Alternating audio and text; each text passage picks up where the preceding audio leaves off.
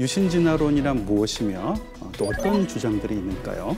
하나님께서는 진화의 방식으로 생명체를 만드는 자연을 만드시고 자연이 그 우리가 알고 있는 생명체를 만들어냈다.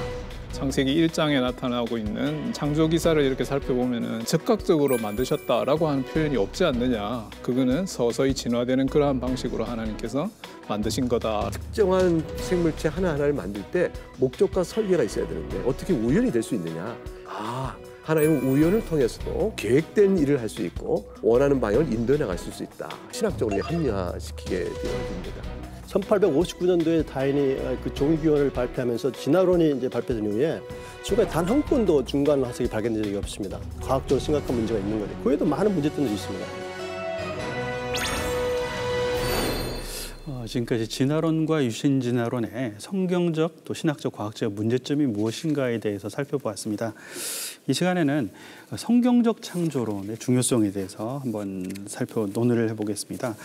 김병훈 교수님, 성경적 창조론인가 무엇인가요? 성경적 창조론은 성경이 계시하고 있는 창조에 관한 내용을 바르게 잘 드러내고 있는 이론이라 또는 신학적인 주장이라 볼 수가 있겠습니다. 성경 창조론이 어떠한 내용을 핵심적으로 갖고 있는지를 알기 위해서 몇 가지 이제 성경에 가득 차 있는 창조에 관한 구절 가운데 몇 가지만 우리에게 얘기를 해보면요. 우리가 다 알고 있는 말씀 창세기 1장 1절 태초에 하나님이 천지를 창조하셨니라. 저녁이 되고 아침이 되니 이는 첫째 날이니라 둘째 날이나 셋째 날 넷째 날 다섯째 여섯째 날이라. 하나님이 땅의 짐승을 그 종류대로 만드시니 하나님 보시기에 좋았더라. 라는 창세기 1장 25절의 말씀입니다. 또 하나 중요한 게 출애굽기 20장에서 우리가 안식일 계명과 관련해서 하나님이 창조에 관한 중요한 교훈을 주시는데요. 엿새 동안에 하나님께서 하늘과 땅과 바다와 그 가운데 모든 것을 만들고 일곱째 날에 쉬었음이니라. 이렇게 말씀하십니다. 결국은 이러한 내용들을 성경에 가득 차 있는 내용을 뽑아서 몇 가지 이제 성경 창조론의 핵심적인 4가지 정도의 개념을 뽑아보면 하나님은 첫째, 성경 창조론 하나님이 직접 창조하셨다는 사실이에요. 두 번째는 아무것도 없는데 무에서 창조하셨다는 사실이죠. 세 번째는 생명체의 경우 종류별로 창조하셨다. 네 번째는 6일 동안 하루에 24시간의 개념으로 6일 창조하셨다. 이 4가지가 방금 읽었던 성경 구절을 기초로 해서 뽑아낼 수 있는 성경 창조의 핵심 개념입니다. 이게 왜 중요하냐? 예수 그리스도의 대리속죄로 인한 구원의 필요성이 진화론적 관점을 따라서 가게 되면 모든 악과 죽음에 대한 설명이 안 되게 되면서 그리스도의 대리속죄의 의미도 갑자기 사라지게 되어지는 것이죠. 그래서 엄밀한 의미에서 유신진화론자들은 여전히 그리스도의 대리속죄를 믿는다고 말하지만 유신진화론자가 의지하고 있는 진화론을 믿는 무신론적 진화론자들은요. 그 말을 도무지 납득하지 못해요. 진화론은 대리속죄 개념하고 상관이 없고 인간의 죄 문제도 상관이 없다라는 사실 분명히 선언하고 있죠. 중요한 거는 또 우리 이신율 교수님 아담 얘기하셨는데요. 정말 그 포인트죠. 아담이 우리의 생물학적인 조상이 되어짐으로 아담의 죄가 우리에게 다 같이 전가되듯이 예수 그리스도께서 또한 믿는 자에게 또 구원을 베푸시는 머리가 되시는 언약적 머리가 되십니다. 이 관계 해석도 유신전은 그 고리를 딱 끊게 되어지죠. 자세한 내용은 더 살펴야 되겠지만 크게 이런 측면에서 성경 창조론은 이런 중요한 신학적 문제를 지탱해 나가는 기초요 기반이 된다고 말씀할 수 있겠습니다. 이렇게 성경적 창조론이 우리의 창조 신앙 자체가 구원 신앙하고 연관이 되어 있는 거네요. 네, 그렇습니다. 예. 근데 그럼에도 불구하고 창세기에 기록된 창조 내용을 믿지 않으려고 하는 것 같습니다. 예, 그 이유가 뭘까요, 이신율 교수님? 예, 2가지 정도의 이유를 생각할 수 있을 것 같습니다. 첫째는 배경적 이유가 하나 있을 수 있고, 그러니까 시대적이고 역사적인 이유가 하나 있을 수 있고, 그다음에 이제 두 번째는 실제적이고 실천적인 이유가 있을 수 있다라고 생각할 수 있는데, 배경적 이유고 역사적 이유라고 하는 말은 이제 무슨 말씀인가 하니까, 이제 18세기 유럽의 이제 계몽주의가 이제 이렇게 휩쓸면서 이제 그게 기독교에 엄청난 영향력을 행사하죠. 근데 이제 그 결과가 뭐로 나타나게 되었는가 하니까 이제 기독교의 여러 가르침들 가운데 한쪽에는 교리적 가르침이 있고 한쪽에는 윤리적이고 도덕적인 가르침이 있다.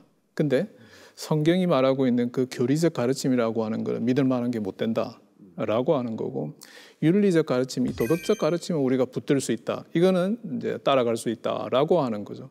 이제 그러면서 이제 성경에 가르치고 있는 이 교리적 가르침을 믿지 않으려고 하니까 창조를 믿지 않으려고 하는 것은 더 그러하다라고 말할 수 있고 19세기에 이제 다윈의 진화론이 등장하게 되면서부터 창조론을 더 믿지 않으려고 하게 되고 이제 그 결과 창조론은 사실은 이제 믿음의 대상이 아니라 이제는 논쟁의 대상으로 전락해 버렸다라고 하는 차원을 하나 생각할 수 있고 그다음에 이제 두 번째 실제적인 이유가 뭔가 하니까 우리 이제 김 교수님께서도 이 창조와 구원의 상관관계에 대해서 잘 말씀해 주셨는데 사실은 우리가 구원을 너무 많이 강조하는 그러한 경건주의적 패러다임을 붙들고 있다 보니까 창조라고 하는 교리는 사실은 교회에서 뒷전으로 밀려나게 된 거죠.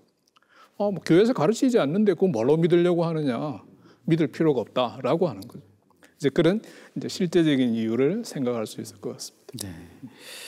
네. 이런 성경적인 신학적인 이유가 있는 것 같습니다. 창세기를 그대로 믿지 못하는 이런 이유가 또 과학적으로도 있을 것 같습니다. 교수님. 예. 굳이 이제 과학적 이유를 얘기한다면은 그 첫 번째 이유는 이제 진화론의 기준으로 볼 때 성경에 기록된 창조 기사가 비과학적이라고 생각하기 때문이죠. 예를 들어서 이제 하나님이 무에서 천지 만물을 이렇게 창조하신 사건, 그리고 24시간 하루로 6일 동안 이제 창조를 완성했다는 거. 그리고 창조의 순서와 진화에서 주는 순서도 다르거든요. 이런 등등인데 이런 것은 사실은 진화론은 과학적으로 잘 증명된 사실이라는 믿음 때문에 생기는 거거든요. 예. 근데 중요한 사실은 어떤 과학자도 창조가 또는 진화가 과학적으로 맞는지를 증명할 수가 없습니다. 예. 따라서 우리가 하나님의 창조는 이제 과학으로 증명하거나 설명할 수 없는 초과학적인 사건이기 때문에 진화론의 기준으로 창조를 비과학적으로 비판하고 부정하는 것은 매우 잘못된 접근이라고 생각하거든요. 중요한 사실은 과학적으로 증명하거나 설명할 수 없기 때문에 창조의 진리가 부정되는 것이 아니라는 겁니다. 예. 그다음 두 번째 이유는 그 유신 진화론을 주장하는 분들은 성경의 창세기가 그 당시에 그 고대 군동 지방의 과학 수준으로 이제 지식으로 썼기 때문에 사실로 믿으면 안 된다. 그 당시에 고대 군동 지방의 우주관은 천동설이었거든요.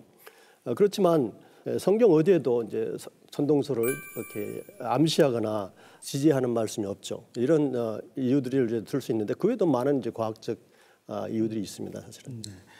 저희는 지금 창조 신앙의 중요성에 대해서 논의를 하고 있습니다. 그럼 이런 진화론과 유신 진화론으로부터 교회를 지키기 위해서 목회자와 또 신학자, 또 기독 과학자들의 역할이 중요한 것 같습니다. 먼저 이 유신 진화론으로부터 우리 교회와 또 다음 세대를 지키기 위한 목회자의 역할이 무엇인지 김병훈 교수님. 네, 그 예수 그리스도의 복음을 지켜가는 일들의 첫 출발이 결국은 창조 사역에 있습니다. 결국 이제 목회자는 오늘 유신 진화론이나 또는 세속적 자연주의적 진화론부터 복음을 파수하고 지켜갈 중요한 책임의 전선에 서 있는 것이죠.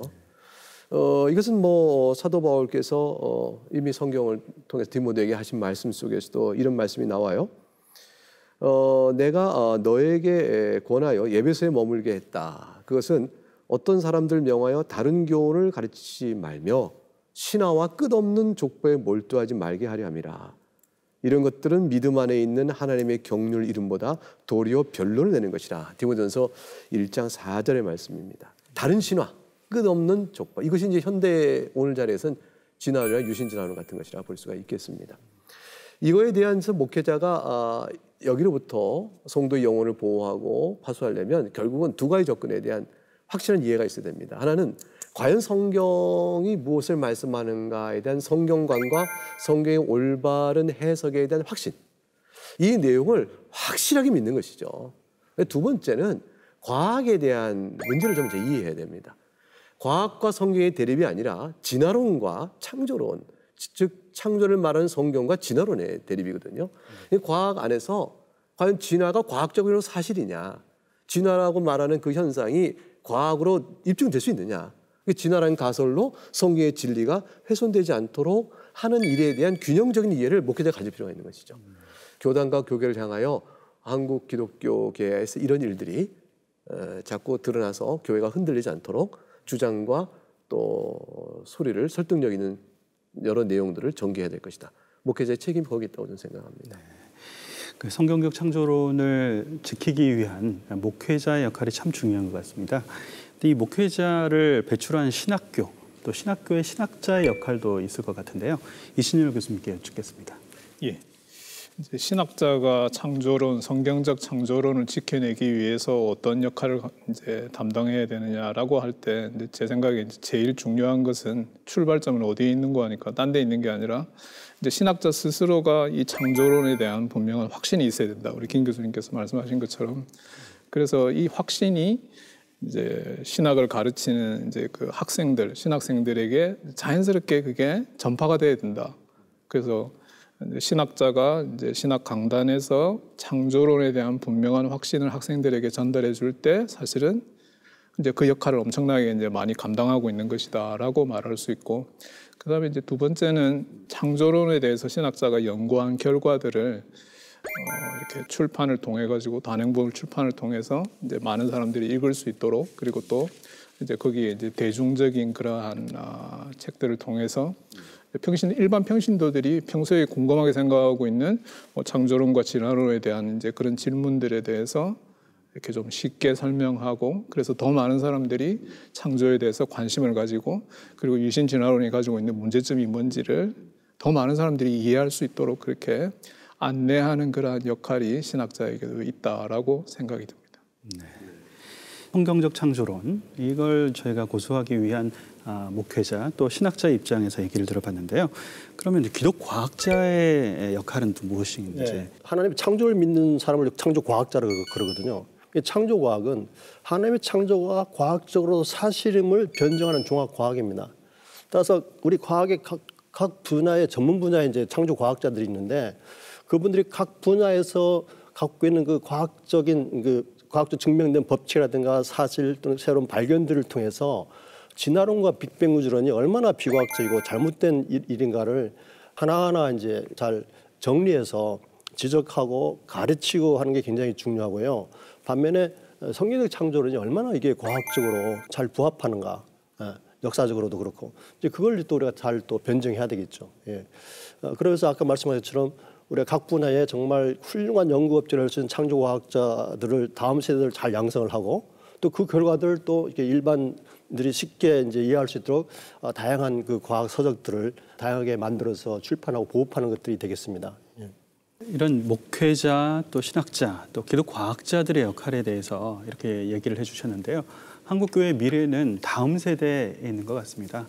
이런 진화론과 유신 진화론으로부터 다음 세대를 보호하고 성경적 창조 신앙을 지키기 위해 우리가 해야 할 일들이 있는 것 같습니다.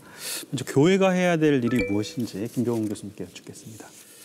예, 우리가 이제 교회가 첫 번째 으뜸가는 해야 될 일은 예수 그리스도의 복음을 전하는 일이죠. 그리스도의 복음을 전하기 위해서 우리가 어린아이로부터 가르친 내용들이 있습니다. 그것은 뭐냐면 우리가 다 죄인이다. 그리고 우리의 죄를 대리속죄하실 그리스도가 어떤 분이신가? 본래 하나님이신데 사람 오셨던 사실까지도 아이들에게 전합니다. 그렇게 하게 되면서 창조의 하나님 뜻과 비추어 우리가 오늘의 놓인 현실, 그리스도 안에서 새롭게 되는 현실, 이런 것들을 가르치면서 신앙을 이끌어가죠. 이 일은 굉장히 중요한 일입니다. 그런데 이 일을 한순간에 그 기초부터 무너뜨리고 허물게 하는 일이 있는데, 이게 유신진화론적 관점이죠. 진화의 방법에 따라 이 설명을 해 나간다면 복음의 토대가 무너지므로 진화가 아니요 창조의 올바른 사실을 가르치는 일에도 그리스도의 십자가의 복음과 그 부활의 능력으로 살아가는 이 복음적 귀한 사실 요체만큼 중요하게 가르쳐져야 합니다. 학교에서는 우리 한임 목사님 말씀하신 것처럼 학교에서는 진화론 일세로 가르치고 가설임에도 불구하고 비판점을 같이 가르치지 않으니까 가설이 진리를 받아지는 학교 현실 속에서 그것이 그렇지 않다는 사실을 배울 수 있는 유일한 기관은 교회밖에 없거든요. 교회에서 그런 걸 제공해야 한다라는 사실을 좀 강조하고 싶고요. 두 번째는 동시에 성경이 과연 창조에서 어떻게 말하는 것인가를 또 바르게 알려줘야 합니다. 성경 해석의 능력들을 아이들이 가질 수 있도록 도와줘야 하는 것이죠. 어려서부터 과학에 대한 올바른 이해, 그리고 성경적인 해석에 대한 분명한 확신, 그걸 토대로 이룬 지성적인 자부심과 긍정적 마인드를 갖도록 북돋아주는 것, 이것이 참 중요하다. 교회가 할 일이라 저는 생각합니다. 네, 한국 교회 다음 세대를 위해서 교회가 적극적으로 나서야 할 때인 것 같습니다. 우리 다음 세대를 위해서 그러면 이 목회자를 양성한 신학교가 해야 될 일은 무엇인지 이신열 교수님 말씀해 주시겠습니다. 저희 신학교에서는 이제 학생들을 교회 이제 사역자로 파송함에 있어서 이 학생들이 진화론을 믿고 있는지 아니면 창조론을 믿고 있는지 거기에 대한 검증이 전혀 없는 상태에서 그냥 학생들을 사역지로 파송을 하거든요. 그 파송하기에 앞서서 당신이 도대체 뭘 믿고 있냐? 정말 성경적 창조론을 믿고 있느냐? 그걸 검증을 하고 걸러가지고 정말 성경적 창조론을 믿는 사람들만 사역자로 파송을 해야 되고 그리고 또 교회도 그런 사람들을 불러가지고 교회에서 사역을 하도록 해야 된다라고 하는 차원이 필요하다라고 하는 걸 먼저 말씀드릴 수 있고 그리고 또 이렇게 이제 교회 현장에서 사역하는 이러한 학생들이 이제 창조론을 젊은 세대에 잘 가르칠 수 있도록 이제 신학자들하고 그다음에 기독교 교육자들이 연계해서 창조론 교육에 대한 모델을 만드는 거죠. 그러니까 이렇게 모델을 제시하면은 학생들이 이제 교회 사역 현장에 가서 그 모델을 보고 또 나름대로 이제 그걸 고쳐가지고 학생들에게 그 교회 형편에 맞도록 잘 제시할 수 있다라고 할 것 같으면은 신학교가 나름대로의 소임을 다하는 것이다라고 저는 그렇게 생각을 하게 되었습니다. 네. 한국창조과학회가 설립된 지 40주년이 됐습니다. 저희 한국창조과학회에서도 가장 중점적으로 집중을 하는 주제가 다음 세대인데요. 이런 진화론과 유신진화론으로부터 우리 다음 세대를 보호하기 위해서 한국창조과학회가 해야 될 일에 대해서 한윤봉 교수님 부탁드리겠습니다. 그 창조과학회의 그 역할이 참 다양하게 많이 있습니다.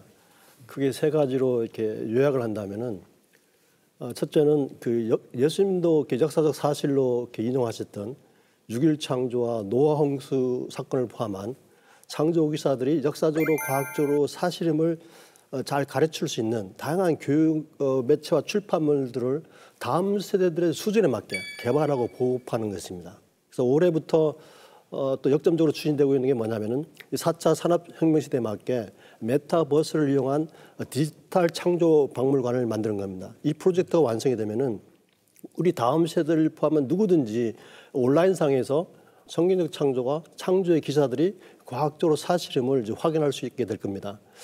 그다음 또 두 번째 중요한 것은 교회에서 다음 세대를 담당하고 있는 목회자들과 주일학교 교사들을 가르치는 거죠. 그러기 위해서 우리 창조과학회에서는 창조과학 스쿨 프로그램이 있는데 연중 진행이 되고 있습니다. 그래서 누구든지 관심 있는 분들은 이제 학회 홈페이지를 통해서 신청할 수 있고요. 다음 세대를 실제로 교회에서 양성하고 있는 목회자들, 특히 젊은 목회자들 역할이 너무 중요하거든요. 그러면서 신학교 역할이 굉장히 중요합니다. 감사하게도 2019년부터 한국창조학회가 이제 합동신학대학원하고 이제 같이 협력해서 합동신학대학원 과정에 성경적 창조과학 전문 강사 과정 2년 과정이 개설돼서 매 학기 지금 진행되고 있습니다. 그래서 이런 비슷한 교육 과정이 각 신학교마다 개설돼서 추진되면 되게 좋겠습니다. 예. 아무쪼록 우리 창조과학회가 교회들과 또 여러 단체들 기관들과 같이 잘 연합해서 한국교회와 다음 세대들을 건강하게 세우고 부흥할 수 있도록 하는데 기여할 수 있도록 우리가 함께 기도해 주시고 지원해 주시면 고맙겠습니다. 네. 요즘 우리 아이들은 인간의 이성과 능력으로 못할 것이 없어 보이는 시대를 살고 있습니다. 하지만 영적으로도 지적으로도 하나님 보시기에 부끄럽지 않는 깨끗함을 지녔던 다니엘과 세 친구들처럼 뜻을 정해 오직 성경으로 다음 세대를 잘 가르치는 것이 우리들의 몫이 아닐까 생각합니다.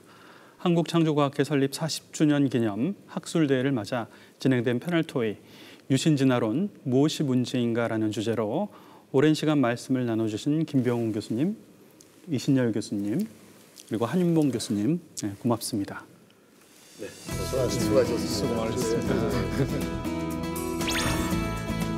유신진화론은 오랜 시간 교회가 지켜온 창조와 구속에 대한 표준교리를 부인하며 결론적으로 성경의 가르침을 훼손해 그리스도와 복음을 믿는 일에 커다란 장애를 초래할 것입니다.